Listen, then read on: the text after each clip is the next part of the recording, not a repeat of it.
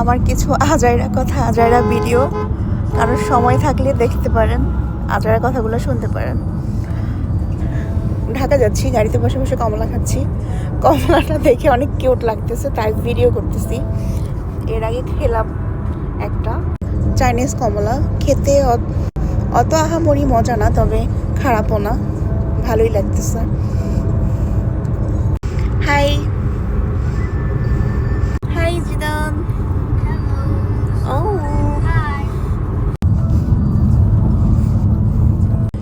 ঢাকা যাওয়ার পথে গাড়িতে বসে বসে ক্ষুধা লাগে। প্রেগনেন্সি টাইমে একটু ক্ষুধা একটু বেশি লাগে, একটু পরপর হালকা খাবার খেতে হয়। তাই আমার হাজব্যান্ড রাস্তা থেকে কিছু ফ্রুটস কিনে নিছে গাড়িতে বসে খাওয়ার জন্য। আমরা এখন কোথায় আছি?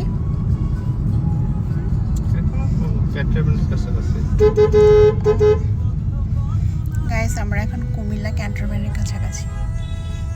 বাসায় যেতে যেতে কয়টা বাজে আল্লাহ জানে। কয়টা বাজতে পারে? ঢাকার জ্যামের উপর নির্ভর করে। আমরা তো আসতে যাচ্ছি না এখন, 8টা তো বেজে যেতে পারে।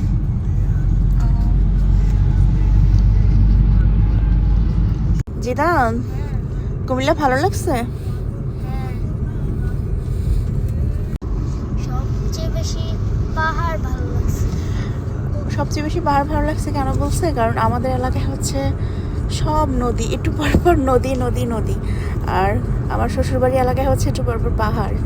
তো ও তো পাহাড় ওরকমভাবে দেখে নেয় আর কি, তো এই জন্য ওর ভালো লাগছে। পাহাড়ি এলাকা তোমাদের, তাই না? আমার শ্বশুরবাড়ি হচ্ছে নদী, নদী খাল বিল। আমার এলাকা হচ্ছে পাহাড়। হ্যাঁ, আগুন। হ্যাঁ, বললাম তোমার জন্য ভালো হচ্ছে তুমি সারা জীবন ছোট ছোট কালে বেড়ে উঠছো নদী মাতৃকে, আর হ্যাঁ, এখন আসছো পাহাড়ি পাহাড়ে। পাহাড়ি এলাকা।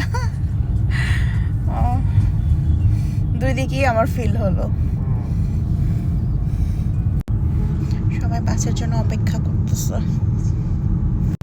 সূর্যটা একদম আমার চোখে পড়ছে। এটা নামাই দাও।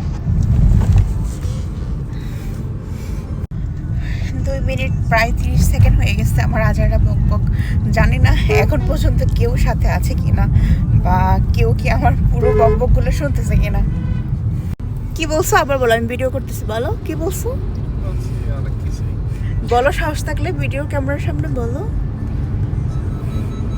মাথা বাড়ি দিয়ে মাথা ফাটাই দেবো, চিনো আমারে? তুমি কি আমাকে ভয় পাও?